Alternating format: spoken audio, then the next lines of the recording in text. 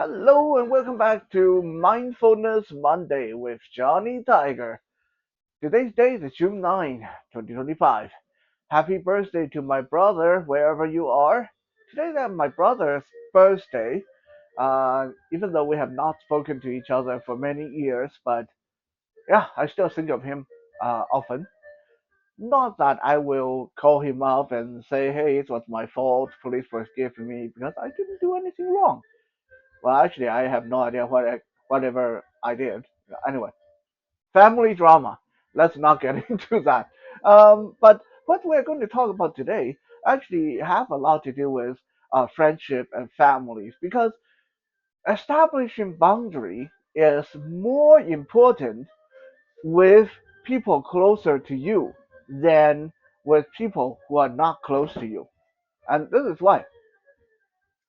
Usually, when we meet someone new, we automatically move very carefully. When we meet someone new, unless you are kind of uh, brought up in a barn and have no formal social etiquette training or anything like that, when you meet someone new, you want to move cautiously and be polite, and gradually you figure out where each other's boundaries are. Okay, so when you're dealing with strangers, it's actually not quite as important to have strong boundaries because most strangers just assume that your boundaries are there and they will act accordingly.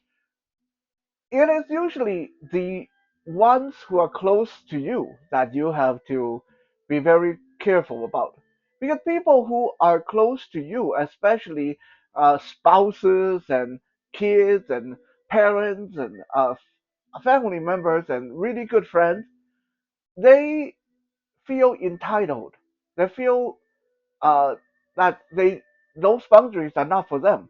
They feel they can trample your boundary. So rather than a wall that you build there to keep you safe, your boundary becomes one of those doggy gates that people can just reach down, open up. Oh, here I come. I just went past your boundary. Oh, sorry.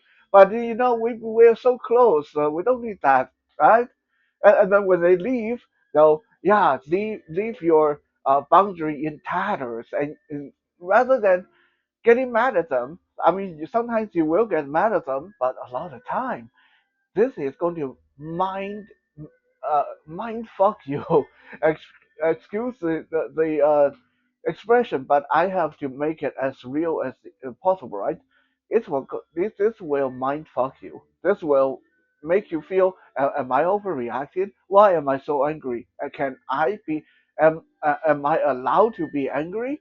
Uh, uh, is this me just having a bad day? Is me being hormonal? No, someone just trampled over your boundary. You have the right to be angry, and you need to be angry, and you need to let them know that, hey, that is not okay. Okay? I don't care how close, I don't care if you gave birth to me. This is not okay. Right? So, yes, it is often the one that's closest to us that we need to constantly reinforce that boundary, remind them again and again and again and again, hey, dude, that is not cool.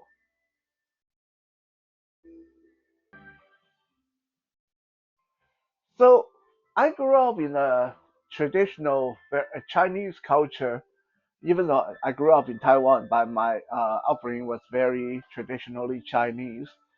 Um, and one of the problems, and I'm saying problem because it is a problem, even though a lot of us like to dress it up and make it look really romantic, very nice. One of the problems in Chinese culture is this idea of friendship. You see, Chinese people don't believe in casual friends. Chinese people don't do casual friends, or at least in our upbringing, in our tradition, uh, friend is a very special deal. Chinese people tend to expect. I'm saying this with air quote, right? because they don't always give, they don't always do it, but they expect it from their friend. They expect their friend to have no boundary. My house is your house. My life is your life. If someone is going to murder you, I'm going to lay down my life for you.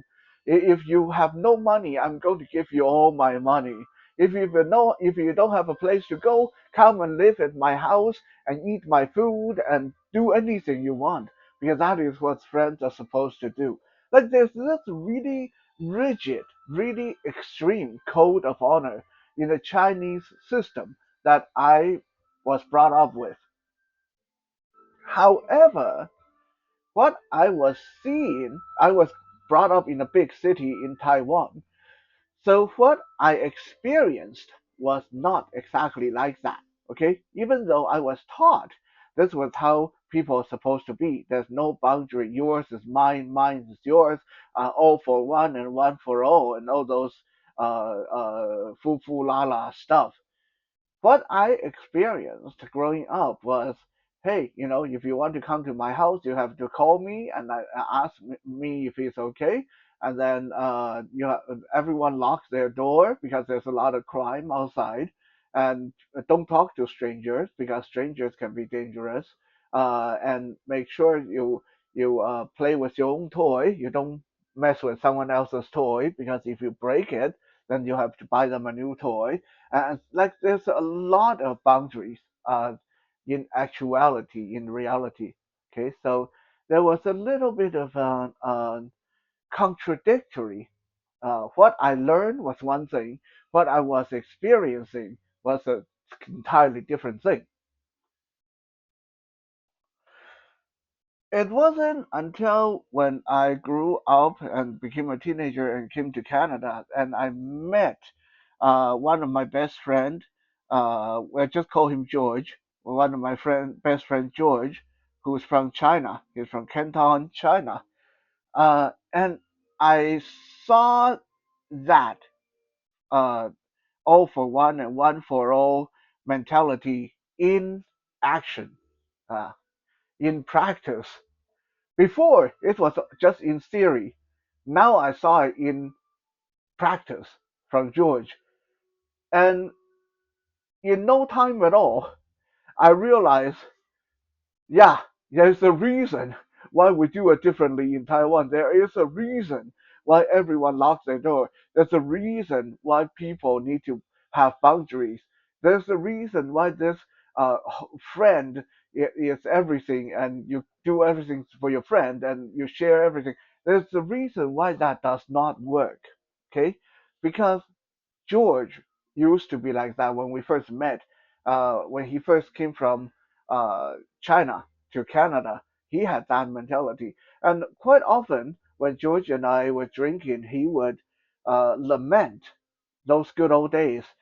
He would say something like, "Oh man, when I was little, uh, we never worry about permissions. We never worry about there's no privacy.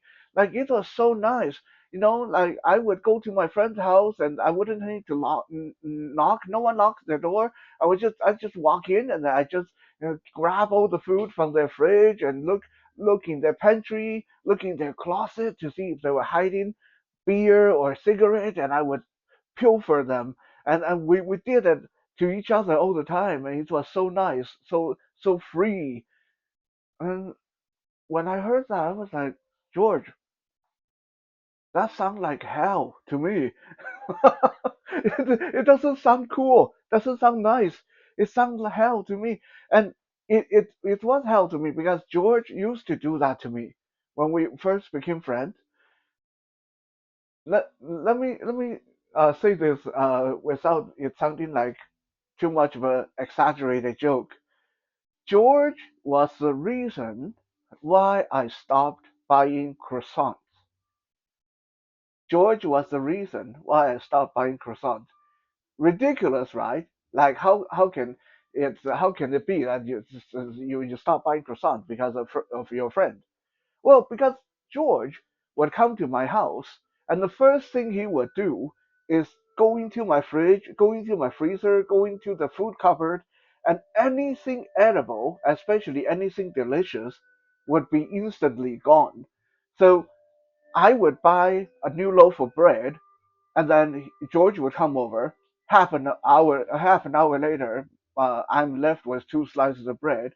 I would buy a box of donuts, and then half an hour later, I'm left with one donut. He always left me some, but he would eat the majority, or sometimes even if he wasn't eating them, he would say, "Oh, wow, you got croissant here. I'm taking some home."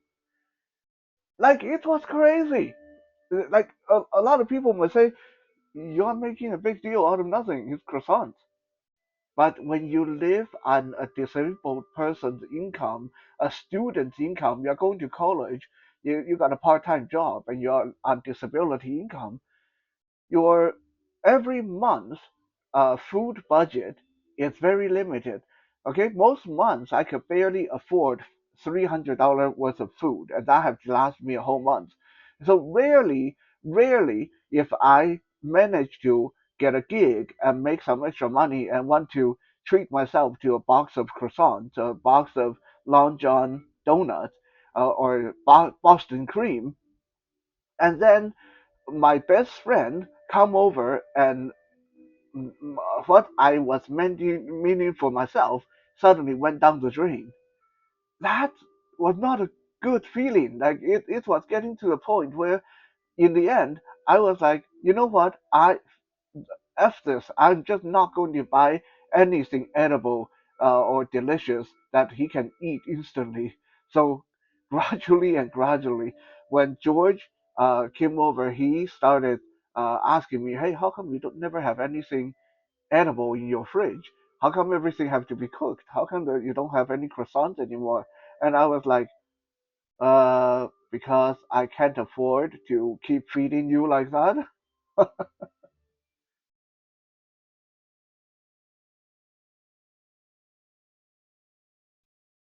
And the croissant was not the only thing. I wasn't the only person that George would do this to. We had a shared friend called David when we were in high school. David and George were actually even better friends than George and I was with each other, or David and I was with each other. Like the two of them were tighter. And they had a falling out and have not really spoken to each other ever since, because one day David was sleeping over at George's place, and both of them were heavy smokers, and both of them stayed up all night. David finally went to bed, and George stayed up a little bit longer. George realized he was out of cigarette, decided to go dig in David's backpack for cigarette, and realized that David only had one cigarette left. George decided, "Oh well, what the hell? We're friends. Your cigarette is my cigarette. I'll just smoke this one, and then I'll buy you a new pack tomorrow."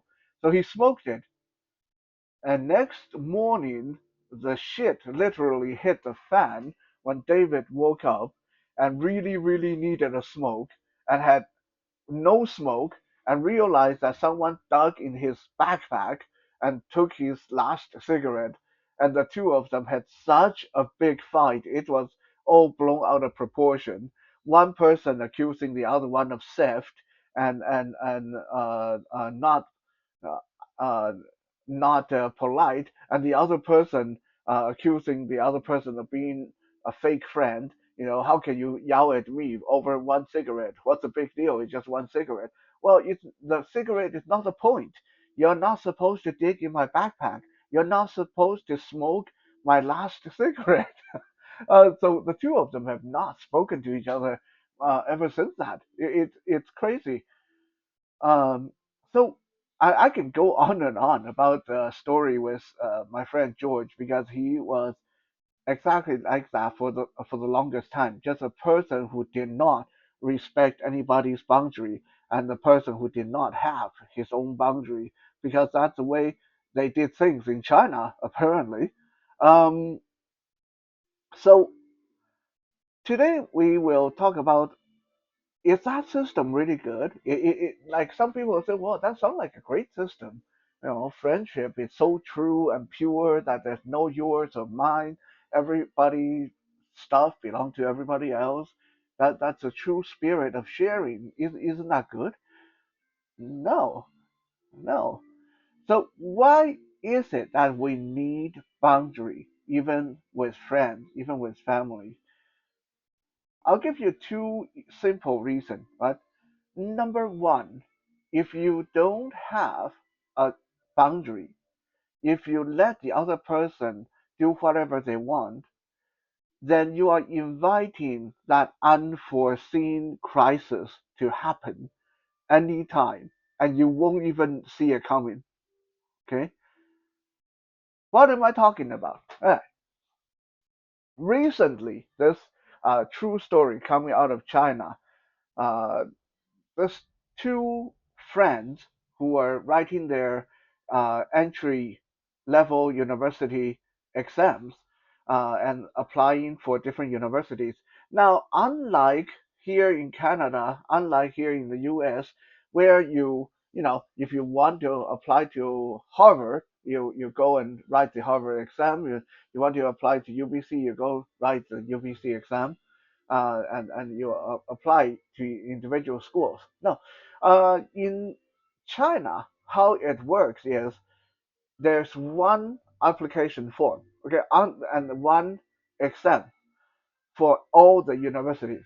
So on your application form, you can first write down which university is your um, ideal, like which university are you hoping to get into, and there would be a list of all the universities in China for you to pick from. You can pick multiple ones, right? And then after you write the exam, the um, people who the juries would match your score to the university of your choice. So, for example, right, if you put down Harvard as the university you want to get into, and then you put down UBC as your second choice, and then your score, your final exam score is 75.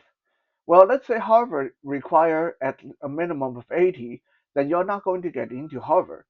But since you put UBC as your second choice, and if UBC's entry score is 60, your 75 will get you into UBC, no problem. Okay, I'm explaining to you because you need to understand how this works to understand this rather horrifying story uh, coming out of China. So these two friends will use George and Lenny. They were both trying to get into university. So George um, doesn't really care to get into a really prestigious university. George just wanted to get into a cheaper school and then doesn't require a really high score. So George picked the school he wanted and wrote the exam and waited for the result, knowing that he was going to get in no problem. However, when he finally got the letter back from the school board, he realized that he didn't get into any university. He didn't, and George was horrified. He's like, how could that be? That my score is more than enough to get into the university I wanted. What happened?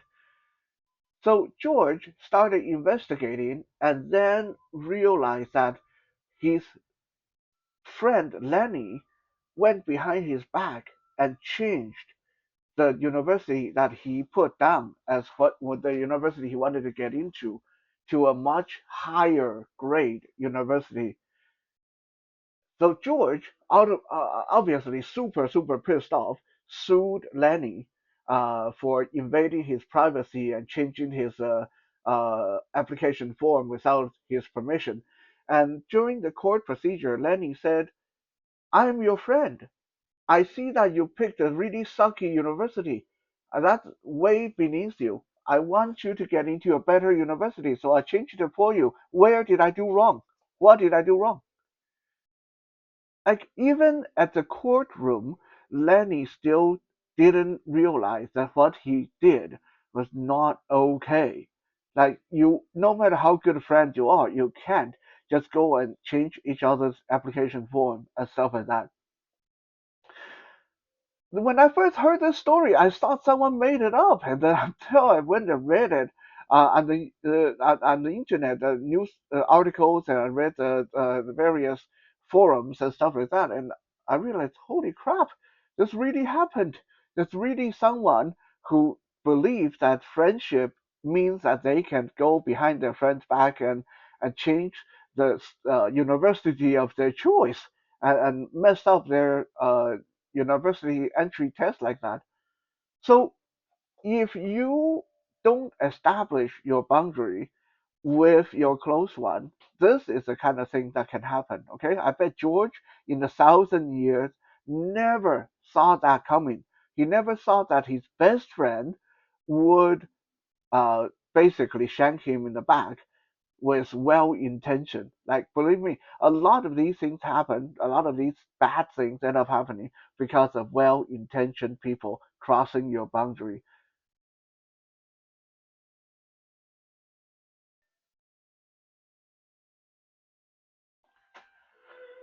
The second reason why boundary is very important is if you don't set a strong boundary, then quite often when you try to help someone out, it's going to be counterproductive. Okay, you think you're helping, you end up messing things up either for them or for yourself.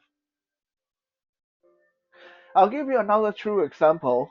This girl I used to know in high school, university, and this true story happened to her. Okay, we'll call her Jenny, right? Well, just make up a name.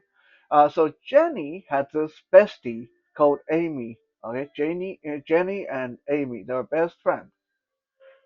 Uh, Amy had a really rough patch in her life. She broke up with her boyfriend, she lost her job, she dropped out of school. So Amy was in a really bad place in her life, while Jenny was going to university, was working a pretty good job, and had a loving boyfriend. So since Amy and Jenny were best friends, Jenny decided um, to really take care of Amy and go out of her way. That if Amy needed to go somewhere, Jenny would drive her. If Amy need to was in a bad mood and want to go watch a movie, Jenny would get her boyfriend and herself, and then they would like have the three of them go watch a movie together. So um, it's like the dating between Jenny and her boyfriend suddenly became Jenny, boyfriend, and a third wheel. Uh, Day in and day out, it's always Amy, Amy, Amy. Amy's depressed. Amy's broke. Amy's suicidal. Amy's in the hospital. Amy this, Amy that. Okay, and there were times when Jenny would be in class or have to work, and she couldn't get out of her obligation at the time. So if Amy called her and said, I need someone to talk to, or I'm afraid I might be suicidal. Can you come and spend time with me? Jenny would send her boyfriend. There were times when Amy would call and say, I'm drunk, I can't get home.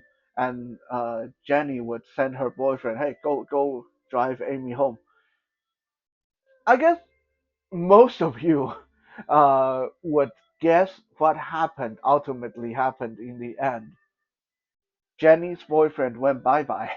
Jenny's boyfriend ended up sleeping with Amy. Jenny's boyfriend became Amy's boyfriend. And Jenny was left all alone, not knowing what the hell did I do wrong. Well, what she did wrong was she was helping her friend without knowing her own boundary. Right? Your boyfriend is your boyfriend. Your boyfriend has no obligation to help your friend. Your boyfriend shouldn't be going out of his way to help even your best friend, especially when that best friend is an opposite gender and someone that could become problematic, right? So when you are helping somebody, always keep that in mind. You need to know where the line is. You need to know who to help, who to ask for help, how far you should go, and always think about protecting yourself first. Speaking of protecting yourself, I'll even give you guys another true, and this one's rather painful for me, another true story that happened to me. But when I was in college, I was given uh, a grant from the university, and this grant was for me to hire an assistant, right? So I hired a nice French girl as an assistant. Get your mind out of the gutter. Nothing happened. It's all professional. Uh, so okay, I hired this girl uh, for assistant, and she was from out of town. She was from Eastern Canada. She was just here for the summer. So we worked together for the summer, and she was a very good assistant, very friendly, very capable. And at the end of the contract, the day before she flew back to Eastern Canada, she came by to give me the final report. And I was supposed to pay her. So basically, she gave me the final report. I pay her the money. And she brought over a bottle of wine, and she said, "Hey, I really enjoyed us working together, so I thought we can have a drink and then say our goodbye." I thought, "Well, that's cool. That's cool. Okay, well, here's the final report, and here's the money. Everything's fine." In my head, I knew this is professional. I should get a receipt from her. But you know, it's a beautiful girl, bottle of wine, a warm summer night. And I was thinking, man, maybe this is not a good time to mention the receipt. Maybe she's so capable. I'm sure she'll email me the receipt later for getting the payment. Yeah. Anyway, uh, I wasn't firm with my boundary. I let this supposedly work transaction turn into just drinking, talking, and saying goodbye, and she never sent me the receipt. So long story short, in the end, because I never got the receipt from her, I had no proof. I have no way to prove to the university that I paid her the money. And when the university contacted her later, she said I never paid her. And I ended up having to pay the university back thousands of dollars for that little misstep. So, yeah, always know where you are, always protect yourself. No matter what situation you are in, always know your boundary. And some people may say, well, that's so hard. Sometimes, I'm scared if I keep my boundary firm and I'll lose a friend or stuff like that. I'll offend the other person. Believe me, if the other person is offended or if the other person uh, ditch, ditches you because you want to have a firm boundary, that person shouldn't be in your life to begin with. Because what essentially that person's saying is you don't deserve to be safe. You don't deserve to protect yourself. And you don't need people like that in your life. So, to always remind yourself to establish firm boundary, no matter with who, there's two little mantra that I will teach you. Very simple, two little mantra to keep in your head all the time. Whenever there's a situation involving another person, okay, these two little mantras start as it's not my fucking business. It's not my fucking business.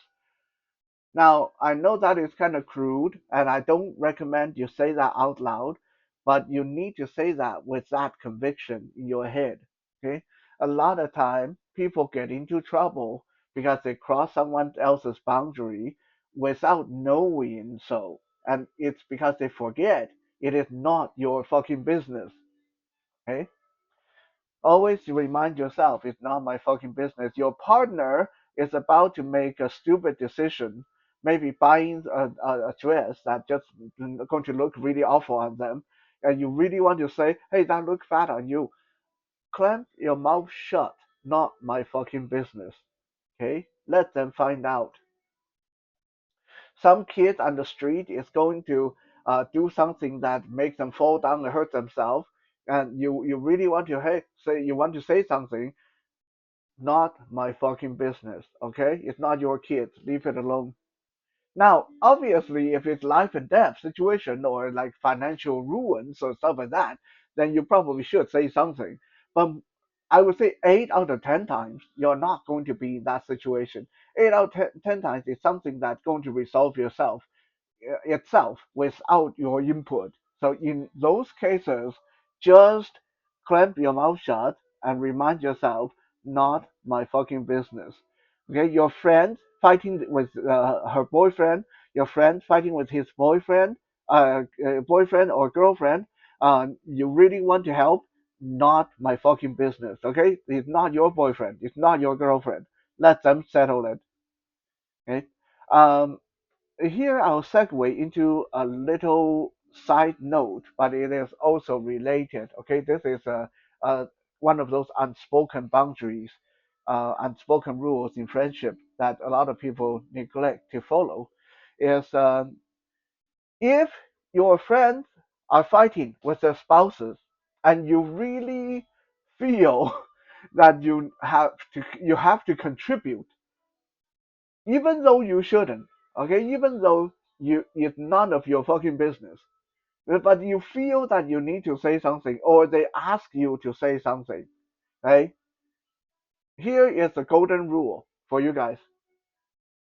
Boys side with boys, girls side with girls. This is not the time to be all righteous about who's right and who's wrong. Stay with this golden rule, right? If you're a boy, side with a boy. If you're a girl, side with a girl. This is not me being sexist and all that stuff, but there is a little psychological uh, tendency that a lot of people don't realize.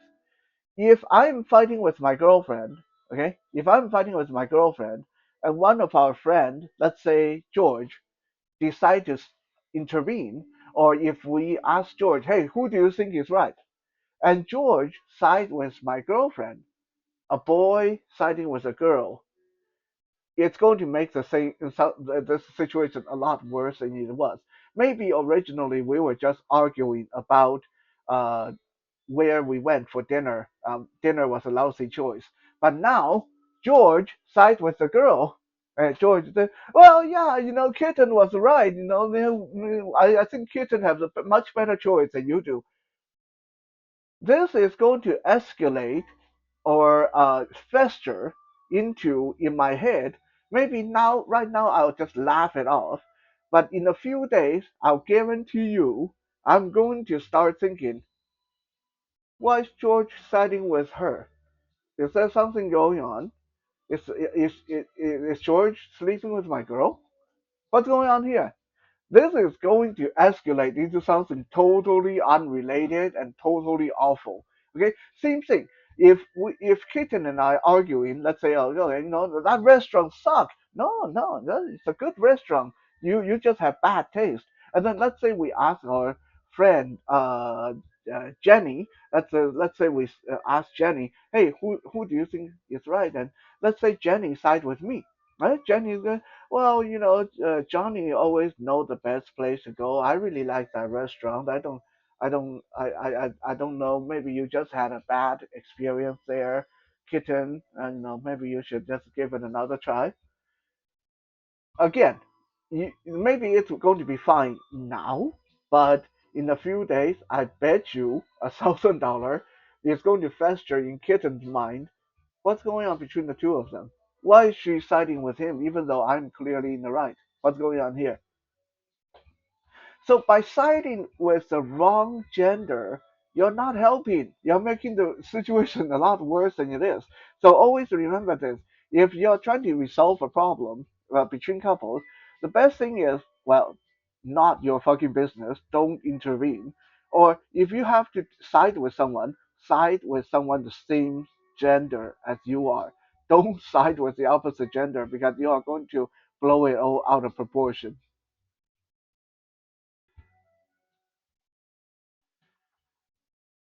So the second mantra, the first mantra I already said, is not my fucking business. Okay, that first one will help you keep your mouth shut. The second mantra is none of your fucking business. None of your fucking business. Okay, this mantra will help you open your mouth to defend your boundary. Now, you don't have to be rude, you don't have to say it that way, but again, in your head, you should think of it that way. Because only by thinking of it that way will make you jump into action, give you that aggressive energy that you need. Because sometimes it's hard, especially when it's our loved one, our spouse, our mother, father, kid, uncle, aunt.